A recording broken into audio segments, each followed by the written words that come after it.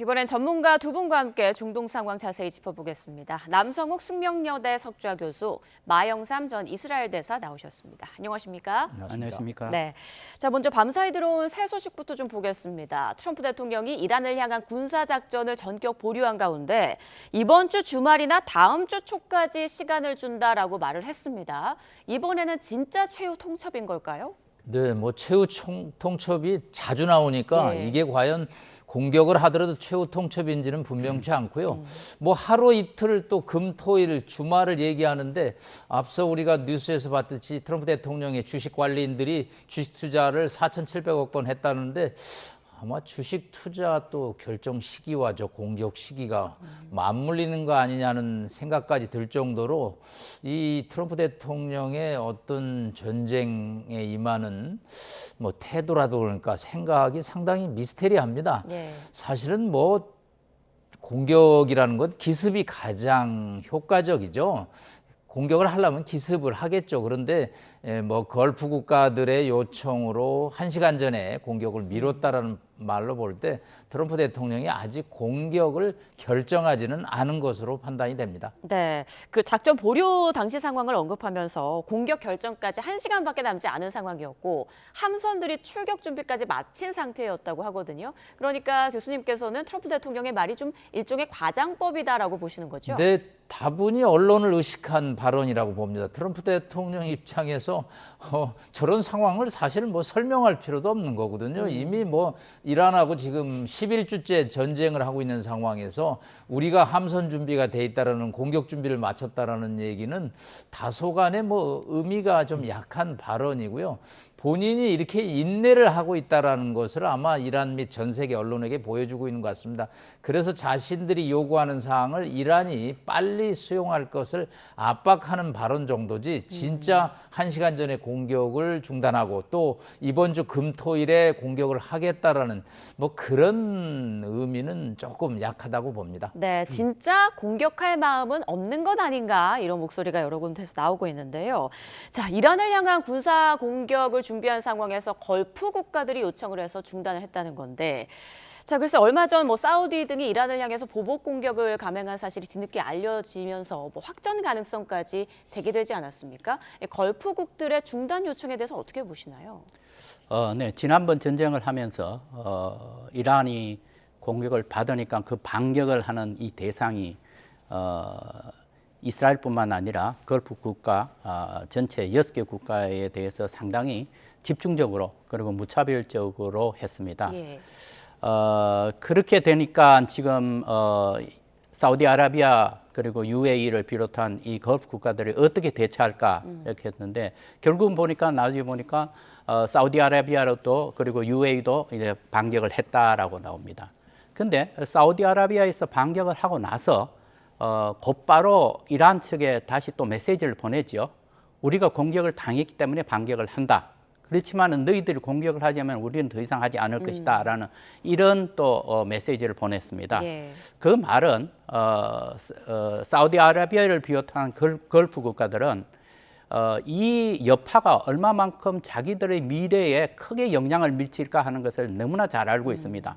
이 국가들이 지금 하고 있는 가장 중요한 사업들이 우리가 잘 아는 네옴시티를 비롯해서 비전 2030 여러 나라에서 비슷한 지금 개혁 작업들을 하고 있습니다. 예. 거기서 가장 필요한 것은 해외 투자입니다. 외국인들이 투자를 하는 것인데 걸프 지역의 안정이 불안해지면은 결국은 해외 투자가 줄어들게 될 것이고 그렇다면 자기들의 미래 사업은 완전히 실패하게 되는 것입니다.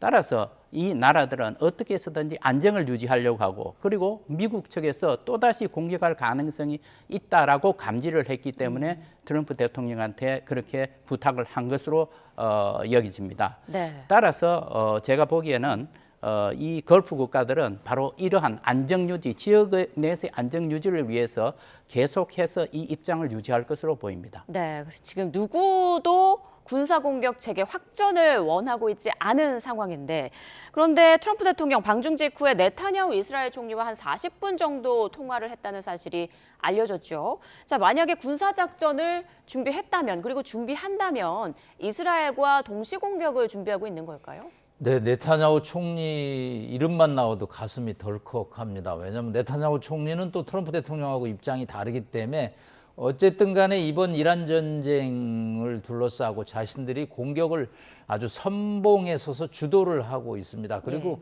뭐 핵 물질의 확보 전까지는 휴전의 생각이 눈꼽만치도 없다는 게 이제 저는 네타냐후 총리의 생각이라고 합니다. 특히 레바논의 헤즈볼라 쪽을 아주 집중적으로 공격하고 있는 상황에서 트럼프 대통령과 통화를 했다라는 얘기는 방중 결과를 서로 논의하면서 중국이 어떤 의도를 갖고 있는지를 아마 들었을 것이고요. 그러면 중국이 개입하지 않는다면 이 미국과 이스라엘이 집중적으로 다시 한번 공격을 하자고 권유 내지는 뭐 설득을 하지 않았을까. 그렇기 때문에 이 네타냐후 총리 이름만 나오면 그 다음에는 공격이 나오는 시나리오가 과거에도 몇 차례 반복이 됐기 때문에 상당히 조금 걱정이 되는 시나리오입니다. 네, 트럼프 대통령이 다음 주 초까지 이란의 응답을 기다린 뒤 군사 공격에 나설지 이 부분은 지켜봐야 될 텐데 만약 앞으로 군사 공격을 감행한다면 이란의 어떤 부분을 타격하게 될까요? 네, 이 부분에 대해서는 뉴욕 타임즈에서 최근에 그렇게 보도를 했습니다. 백악관 인사들의 말을 인용을 해서 보도를 했으니까 상당히 신빙성이 있다라고 생각이 됩니다. 만약에 전쟁을 다시 전투를 개시를 한다면은 첫 번째 시나리오는 바로 지난번 1차 협상이 진행되기 직전에 트럼프 대통령이 위협했던 것, 발전소, 교량, 석유 시설을 공격을 하겠다. 이건 주로 이제 공군력을 이용해서 하는 것이죠.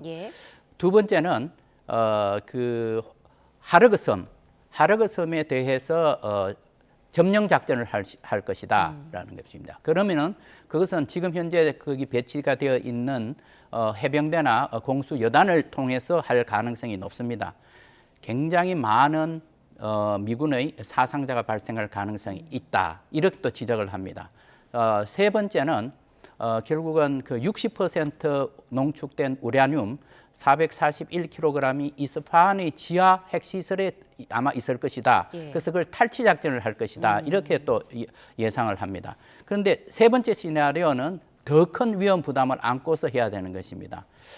따라서 이 세 가지 시나리오에서 볼 때 제가 생각에는 만약에 한다고 하면은 첫 번째 시나리오로 갈 가능성이 높고 그것도 과거에는 석기시대 문명 파괴라는 그런 얘기까지 했습니다만은 제가 보기에는 매우 짧은 기간 동안에 집중적으로 타격을 하고 그만두면서 이란의 반응, 그러니까 협상으로 올 것이냐 안 올 것이냐 하는 것을 보고서 다음 행보를 결정하지 않을까 생각을 합니다. 네, 대사님께서는 만약 미국에서 공격을 가한다면 발전소나 교량, 석유 시설이 될 것이다라고 보시는 건데 이란도 지금 미국의 군사 공격에 대비하고 있는 것 같더라고요. 핵시설 주변에 방공망을 다시 가동했다고 하죠.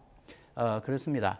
만약에 공격을 한다면 방금 우리 남 교수님께서 말씀하셨지만 이스라엘과 지금 미국 간에 협의가 쭉 다 돼 있는데 벌써 타격할 목표, 표적을 다 정했다는 겁니다. 그럼 어디에 할까? 지금 현재 미국과 이스라엘이 함께 공동작전으로 파괴한 시설이 지금 표적이 2만 개가 넘습니다. 자, 그렇다면 무엇이 남아있을까? 지상 것은 없습니다, 이제는. 그렇다면은 이 군사시설 중에서는 결국은 핵시설, 그것도 지하에 있는 핵시설이 될 가능성이 높고 그래서 이스파한, 파르도, 나탄즈 여기에 핵시설이 될 가능성이 굉장히 높습니다.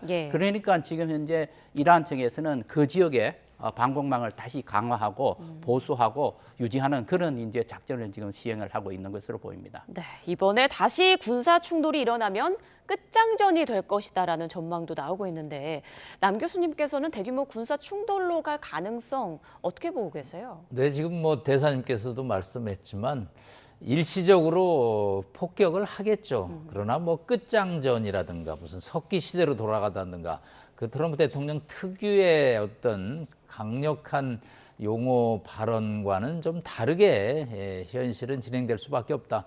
사실은 뭐 미국도 미사일 재고가 지금 뭐 절반 이상 줄 정도로 군사력을 상당히 소진하고 있거든요.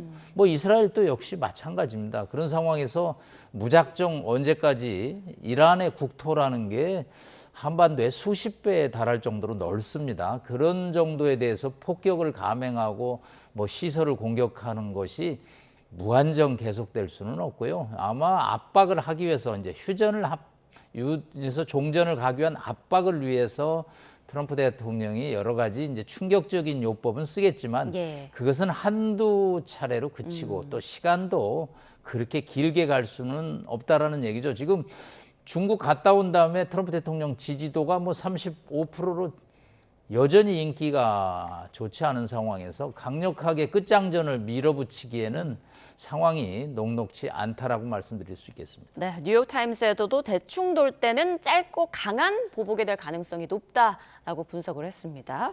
자, 일부 좀 긍정적인 그런 시그널도 보이고 있는데요. 걸프 국가들은 파키스탄이 중재한 협상에 진전이 있다라고 말을 했고 트럼프 대통령도 협상과 관련해서 긍정적인 진전이 있다라고 말을 했습니다. 과연 어떤 부분에서 긍정적인 진전이 있는 걸까요? 네, 전쟁을 더 하지 않는다라는 차원에서는 긍정적이겠죠. 그런데 총론은 그렇습니다. 문제는 강론에서 양측이 너무 이견을 보인다는 거죠. 다시 이제 이란이 파키스탄을 통해서 14개 역제안을 했다라고 그러는데 이게 한쪽이 수용하면 한쪽이 받아들이기 어려운 제안들이 대부분입니다. 예를 들어서 호르무즈 해협의 주권적인 권리, 핵 이용의 주권적인 권리, 이거는 다 미국이 또 수용할 수 없거든요. 또 전쟁 배상금을 물어야 된다. 미국이 공격했기 때문에. 이거 미국이 패전 국가도 아닌데 전쟁 배상금을 물 수가 없거든요. 그다음에 이제 호르무즈 해협에 뭐 통행료 비슷한 무슨 시스템을 갖춘다고 그러는데 이거 트럼프 대통령이 또 수용할 수도 없고 마지막 난제 중에 난제는 핵물질의 처리고 비핵화 계획인데 2015년에 이란 핵 합의가 도출되는 데만 2년이 걸렸습니다. 예. 160페이지의 본문과 5개의 부속 기술서를 갖고 있는데 이게 지금 전쟁 중에 이슬라마바드를 통해서 종이 한두 장으로 해결될 문제가 되겠느냐.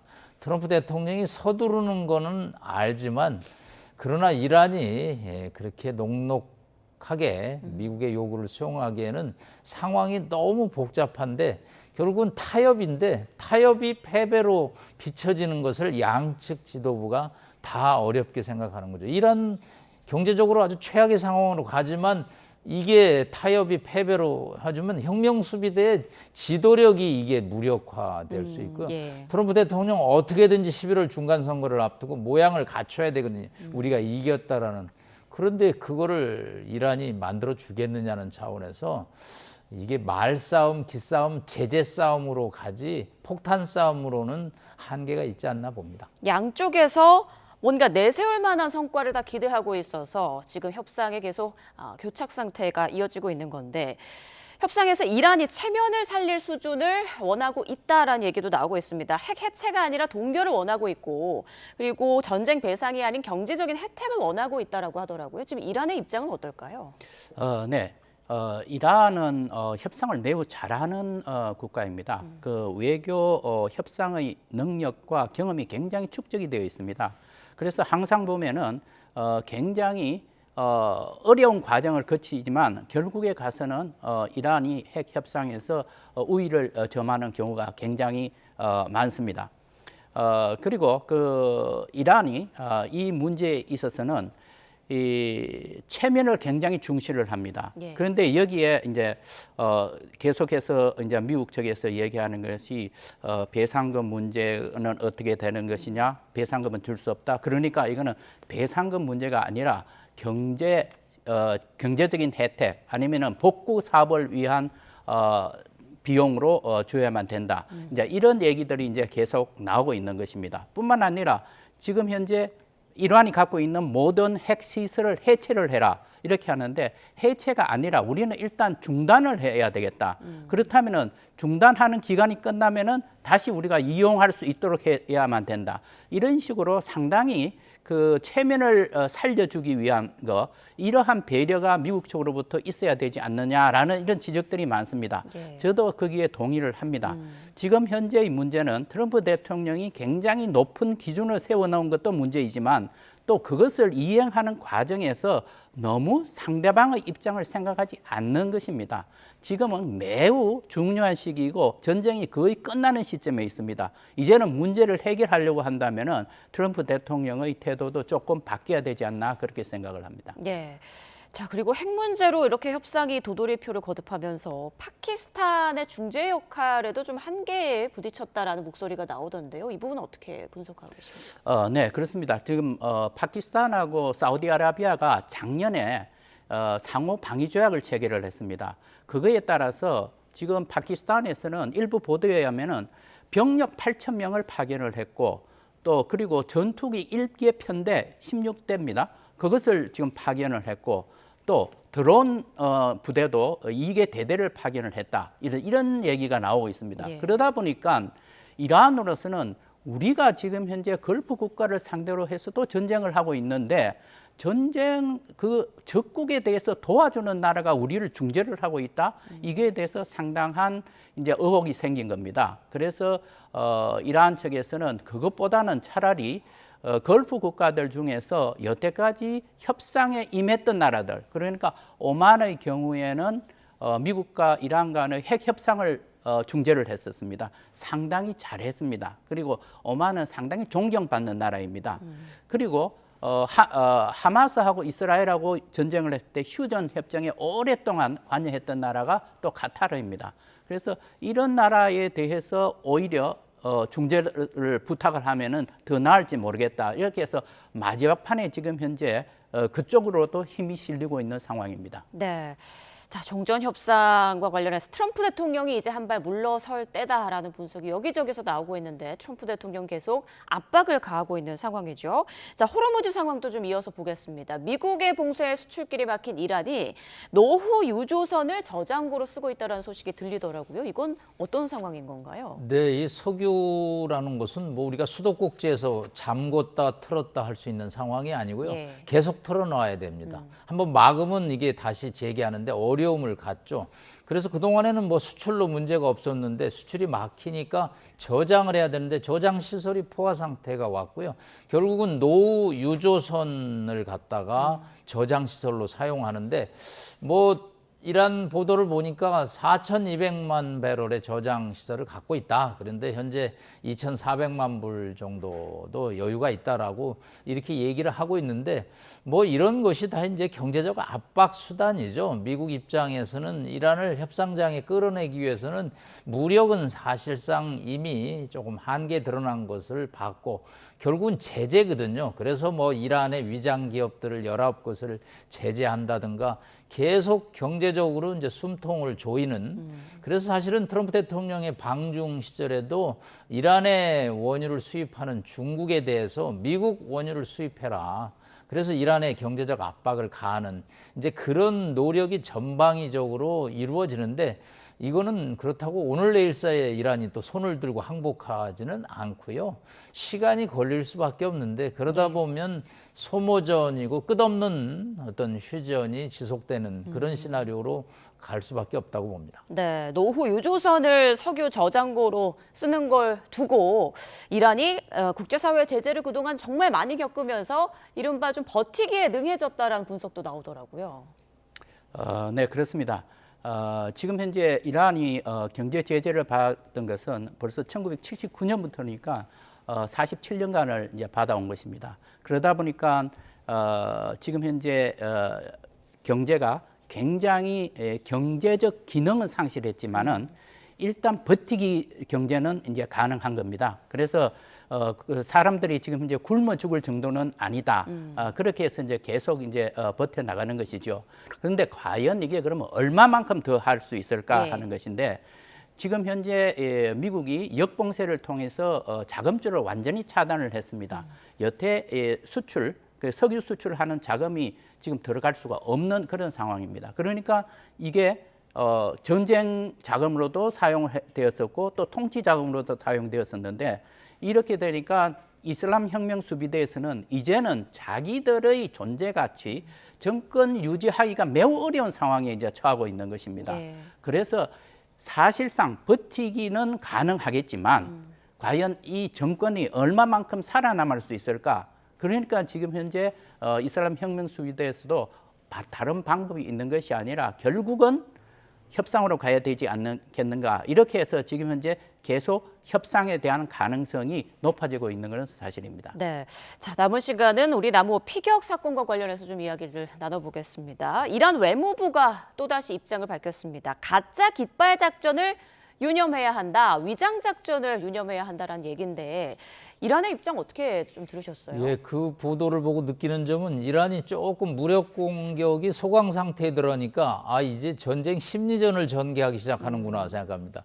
사실은 뭐 남호를 공격할 나라는 누가 있겠습니까? 결국은 이란밖에 없는데 이란은 이제 심리전 싸움에서 도덕적으로 밀리지 말아야 된다라는 것이죠. 그래서 지금 2, 3개 국가들의 선박이 피해를 보고 있는데 이거 이란 혁명 수비대 소행이다. 그러면 이란에 대한 비난이 집중하죠. 지금 한국 정부도 이란이 아닐 가능성이 낮다라는 그 희한한 또 표현을 써서 이란에 대한 우회적인 지적에 그치고 있는데, 솔직히 우리 입장에서 우리 선박이 피해를 봤는데 이란 정부에게 강력한 항의를 하고 재발 방지 여러 가지 요구를 할 수 있는데 이란이 이제 발을 빼면서 약간 위장 작전으로 돌아서는 것은 이 전쟁이 이제 새로운 또 차원으로 가고 있다. 그런 차원에서 남호 피격에 대한 이란의 주장은 좀 인정하기 곤란하다고 볼 수 있겠습니다. 네, 이란은 인정도 부인도 하지 않은 이른바 NCND 전략을 펼치고 있는 상황인데 어떻습니까? 이런 이란의 외교적인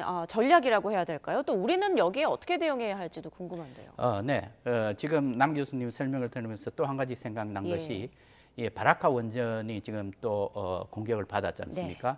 그거에 대해서 이란 측에서 뭐라고 처음에 얘기했느냐 하면은 이게 서쪽에서부터 날아온 드론이다.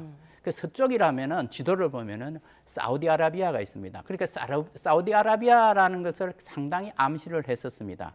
그런데 UAE 측에서 이번에 어제 발표한 것이 이것은 이라크 쪽에서 들어왔다는 겁니다. 그러면 이라크 쪽에서 들어왔다고 하는 것은 이라크에 있는 친이란 민병대에서 쏘았을 가능성이 높다라고 했습니다.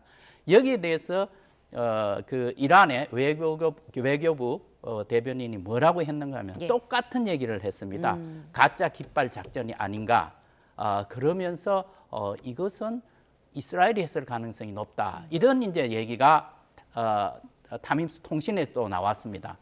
그래서 지금 현재 이란 측에서는 이러한 외부적인 요인 이런 것을 이제 계속해서 변명의 수단으로 삼고 있는데 이거 시간이 지나고 나서 전쟁이 끝나고 나면은 다 밝혀집니다. 왜냐하면은 레이더 추적 장치 같은 것이 있기 때문에 다 나올 것인데 이렇게 되면 상당히 이란 측으로서는 앞으로 외교적인 활동에 있어서 상당한 치명상을 입을 가능성이 있습니다. 전쟁이 길어지면서 각국에서 심리적 여론전까지 동원하는 모양새인데 언제쯤 이 전쟁이 끝날지 계속 좀 두고 봐야겠네요. 지금까지 남성욱 숙명여대 석좌 교수, 마영삼 전 이스라엘 대사와 중동 사태 짚어봤습니다. 고맙습니다. 감사합니다.